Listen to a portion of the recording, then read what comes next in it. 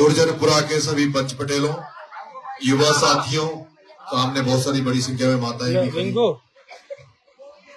अंता में उपचुनाव हो रहा है। वैसे ये गांव 12 में रहना चाहिए, 12 विधानसभा में, लेकिन आपका गांव उधर अंता से जोड़ रखा है। तो पहले तो पता ही नहीं था कि भाई 12 में भी अंता का गांव यहाँ पर इस तरह से है। अंता में उपचुनाव है और उपचुनाव 2.5 साल के लिए है। और ये पहली बार उपचुनाव अंता की धरती पे हो रहा है। आम चुनाव जो होता है उस पर नजर पूरे राजस्थान में रहती है, लेकिन पूरे राजस्थान में केवल एक सीट पर चुनाव हो रहा है जिसमें पूरे हिंदुस्तान की नजर है। जब पूरे हिंदुस्तान की नजर यहाँ है तो यहाँ जो कांग्रेस और भारतीय जनता पार्टी के व्यक्ति जो चुनाव लड़ रहे हैं, जिन्हें पार्टियों ने, दोनों पार्टियों ने टिकट दिया है, वो अपना पार्टी का झंडा लेकर आपके बीच में आएंगे, पार्टी के नेता लेकर अपने बीच में आएंगे, बड़े बड़े नेता उनके साथ प्रचार करने आपके बीच में आएंगे। लेकिन ये नरेश मीणा एक साधारण परिवार में पैदा हुआ लड़का, जो 25 साल से छात्र राजनीति से निकलकर आया हुआ लड़का, जो 25 साल से जन सेवा में लगा हुआ है, जनता के हकों और हकूकों की लड़ाई लड़ता है। जहां कहीं भी नरेश को राजस्थान में यह लगता है कि इस व्यक्ति को नरेश की जरूरत है, ये गरीब व्यक्ति है, कमजोर व्यक्ति है, इसकी कोई मदद नहीं कर रहा, नरेश तेरी इनको जरूरत है, वही उनके साथ खड़ा हो जाता हूं। और इस 25 साल की लड़ाई में मैं जो 25 साल जनता की लड़ाई लड़ता रहा, उसमें मुझे जो मिला वो मुझे कोई पद नहीं मिला, ओहदा नहीं मिला, मुझे मिला 25 साल की जनता की सेवा जो मैंने की, उसकी एवज में मुझे मिला तो 14 बार मैं जेल के दर्शन करके आया हूं। जब 14 बार जेल यात्रा करके जनता के लिए मैं आया, 14 बार जेल यात्रा गया और 32 मुकदमे मेरे पर अब तक दर्ज हो गए। एक भी मुकदमा किसी की जेब काटने का नहीं है, किसी प्लॉट पे कब्जा करने का नहीं है, किसी से 420 करने का मुकदमा नहीं है, किसी बहन बेटी की इज्जत के साथ खिलवाड़ करने का नरेश मीणा पे मुकदमा नहीं है। नरेश मीणा पे मुकदमा है तो जब किसानों का फसल बीमा का पैसा जब 12 में नहीं मिल रहा था तो नरेश मीणा ने छपरा में रेल की ट्रैक पर चढ़ गया था। नरेश मीणा ने कहा कि रेल में ट्रैक जाम करूंगा, मेरे किसान भाइयों को फसल बीमा का पैसा दो। नरेश मीणा ने जब किसानों के साथ अन्याय हो रहा था, उनकी समस्या को सुना नहीं जा रहा था, तो नरेश मीणा ने कलेक्ट्री का घेराव कर रहा था, तब मुकदमा लगा। जब नरेश मीणा 12 में देखा कि 12 में भाया प्रमोद जैन भाया की रेत की डंपर चलते हैं, बजरी की जेसीबियां चलती है, बड़े बड़े लोग रेत में पैसा कमा रहे हैं और आम जनता को बजरी नहीं मिल रही, रेत नहीं मिल रहा, मकान बनाने के लिए, दीवार बनाने के लिए आम जनता को रेत बहुत महंगे दामों पे मिल रही है। तब आपका बेटा नरेश मीणा था जिसने प्रमोद जैन भाया के डंपर को कवाई के थाने में पकड़ाया और उसके बदले 1 महीना जेल आपके बेटे ने काटा। आपके बेटे ने एक बार मेरी पंचायत में बिजली वाले बिजली देते नहीं है, ट्रिपिंग आती है, लाइट का तार गड़बड़ हो गया तो आपको लाइनमैन मिलेगा नहीं, बिजली वाला मिलेगा नहीं, लेकिन बिल लेने के समय, रीडिंग लेने के समय से पहले आ जाते हैं।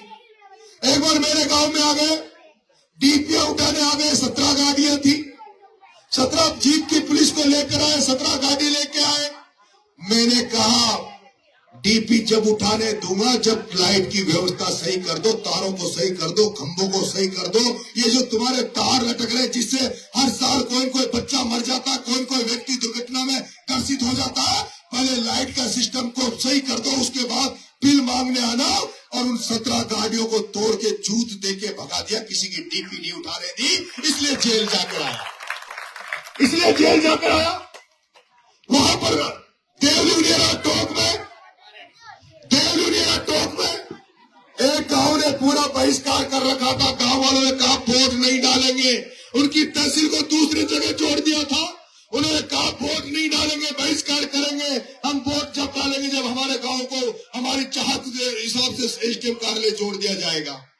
जब वो बहिष्कार करके बैठे थे, एसडीएम दादागिरी कर रहा था। एसडीएम ने कहा कुछ नहीं, मैं एसडीएम हूँ, छोटा कलेक्टर हूँ, जबरदस्ती तुम्हें वोट देना पड़ेगा। मैंने कहा नरेश मीणा के रहते हुए तुम्हारी औकात नहीं है जो किसी आम जन से तुम जबरदस्ती वोट डलवा दो। और वो थप्पड़ भी आपने सुना होगा, उसकी आठ भी आपने सुनी होगी इस थप्पड़ कांड की। और पूरे राजस्थान देश में वो थप्पड़ गूंजा था, एक कलेक्टर के तमाचे में कालपुर थप्पड़ पड़ा। आपके भाई ने, आपके बेटे ने 8 महीने जेल टोक में काटी। मुकदमा इतना बड़ा नहीं था, मुकदमा बड़ा नहीं था। थप्पड़ में 323, 341 लगती है, लेकिन इसलिए मुकदमा बड़ा हो गया कि तुम्हारा बेटा तुम्हारे लिए इन बड़े बड़े नेताओं से टकरा जाता है। तुम्हारा बेटा ओम बिरला से टकरा गया, तुम्हारा नरेश बेटा पिपलोदी के बच्चों को न्याय दिलाने के लिए जब वसुंधरा से टकरा गया तो वसुंधरा ने 40 दिन जेल में रख दिया। वसुंधरा ने 40 दिन जेल में रख दिया। तुम्हारा बेटा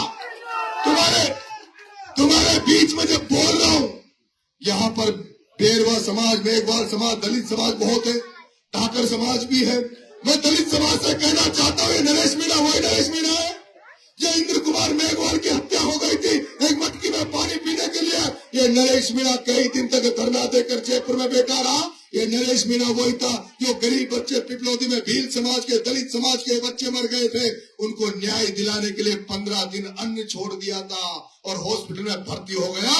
सरकार से भी उनकी मदद करवाई और जनता से मिलकर 1 करोड़ भी उनकी मदद करवाई। मैं आपसे कहना चाह रहा हूँ, पूर्वी राजस्थान, पश्चिमी राजस्थान में कोई व्यक्ति सरकारी तंत्र की वजह से मर जाता है, वहाँ के नेता धरना देते हैं, 50-50 लाख की मदद करवाते हैं, लेकिन 12 जिले में कोई भी मर जाए तो नेता संभालते नहीं है। कोई पूछ नहीं रहा क्यों मर गया, कैसे मर गया। आज दिन तक 12 जिले वालों बता दो, कोई लाइट से मर गया, कोई सांप के काटने से मर जाता है, कोई खेत में काम करने से मर जाता है, उसको सरकार 5 लाख रुपए देती है। कभी सुना किसी नेता ने किसी आदमी के लिए धरना दिया, ज्ञापन दिया या उसके लिए मदद करी?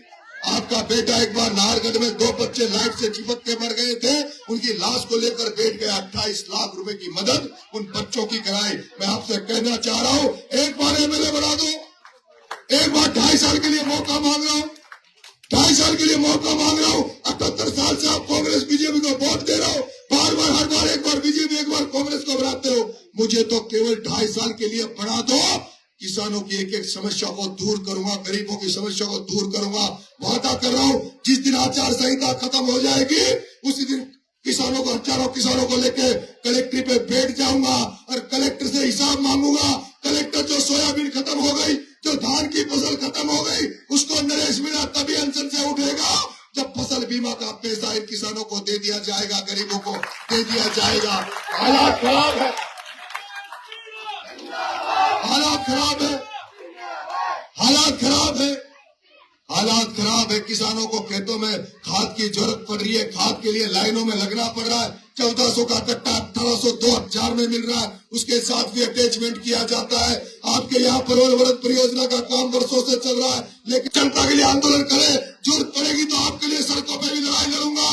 कभी जेल जाने से ना डरा हूँ, न आगे डरूंगा, मुकदमे खाने से ना पहले डरा हूँ, न आगे डरूंगा। जेल भी आपके लिए जाना पड़े तो जेल जाऊंगा, मुकदमे खाने पड़े तो मुकदमे खाऊंगा, लेकिन आपकी अन्याय आपके साथ नहीं होने दूंगा।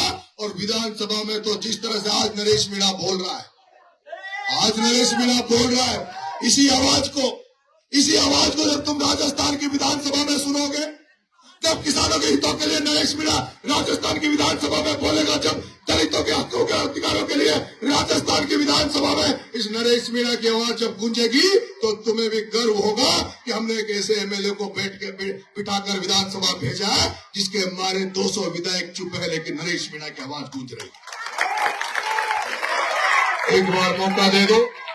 आज आप 5-7 एमएलए को जानते होंगे, 200 एमएलए राजस्थान में, 200 एमएलए को नहीं जानते होंगे, लेकिन पूरा राजस्थान आपके बेटे को जानता है, पूरा राजस्थान नरेश मीणा को जानता है। किसी भी कोने में जाके कहोगे कि हम नरेश मीणा की विधानसभा के हैं, हम नरेश मीणा के वोटर हैं, तो आपको मान भी मिलेगा, सम्मान भी मिलेगा।